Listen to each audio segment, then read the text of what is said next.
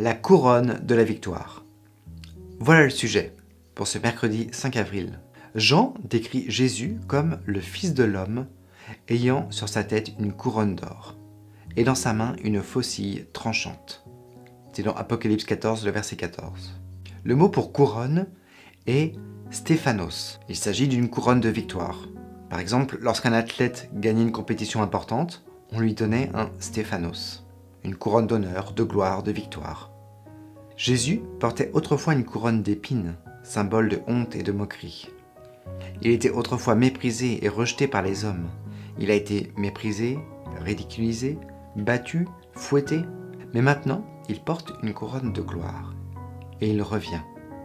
Mais maintenant, en tant que roi des rois et seigneur des seigneurs. Nous allons lire Apocalypse 14, maintenant le verset 15, puis Marc 4, les versets 26 à 29. Quelles similitudes nous pouvons voir entre ces textes? Et finalement, de quoi ces textes parlent-ils?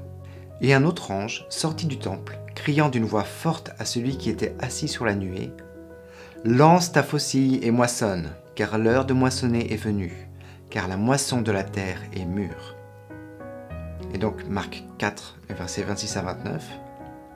Il dit encore, « Il en est du royaume de Dieu, comme quand un homme jette de la semence en terre. Qu'il dorme ou qu'il veille, nuit et jour, la semence germe et croît sans qu'il sache comment. La terre produit d'elle-même d'abord l'herbe, puis l'épi, puis le grain, tout formé dans l'épi. Et dès que le fruit y est mûr, on y met la faucille, car la moisson est là. L'ange vient dans la présence de Dieu, dans la gloire du temple. Dieu regarde l'ange et dit, « L'heure est venue de moissonner, car la moisson de la terre est mûre. » L'ange s'envole du temple vers Jésus et déclare d'une voix forte, « L'heure est venue de moissonner, car la moisson de la terre est mûre. Va chercher tes enfants et ramène-les à la maison. » Dans le Nouveau Testament, Jésus utilise à plusieurs reprises des illustrations tirées de l'agriculture. À plus d'une occasion, il utilise le symbolisme du moisson qui mûrit pour illustrer la croissance de la semence de l'Évangile, de la vie de son peuple. La germination représente le commencement de la vie spirituelle. Le développement de la plante est une belle image de la croissance chrétienne. Il en est de la grâce comme de la nature. Il ne peut y avoir de vie sans croissance. La plante doit grandir ou mourir.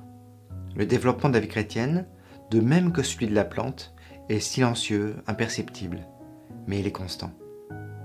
À chacune de ces phases, notre vie peut être parfaite. Cependant, si le dessein de Dieu à notre égard s'accomplit, il y aura progrès continu. La sanctification est l'œuvre de toute la vie. Au fur et à mesure que les occasions d'agir s'offrent à nous, notre expérience s'accroît et notre connaissance augmente.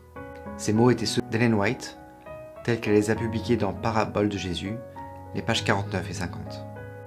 Le mûrissement du grain d'or représente tous ceux qui sont transformés par la grâce, motivés par l'amour et menant une vie obéissante à la gloire du nom de Christ. Leur cœur ne fait qu'un avec celui de Jésus, et ils ne veulent que ce qu'il veut. Comment est-ce que nous comprenons la déclaration d'Ellen White, selon laquelle, à chacune de ces phases, notre vie peut être parfaite? Qu'est-ce que cela signifie, surtout quand nous pouvons voir nos fautes et nos caractères défectueux manquants? Surtout quand nous pouvons voir nos fautes et nos caractères défectueux maintenant? C'est la réflexion que je vous laisse, et je vous donne rendez-vous demain pour la suite.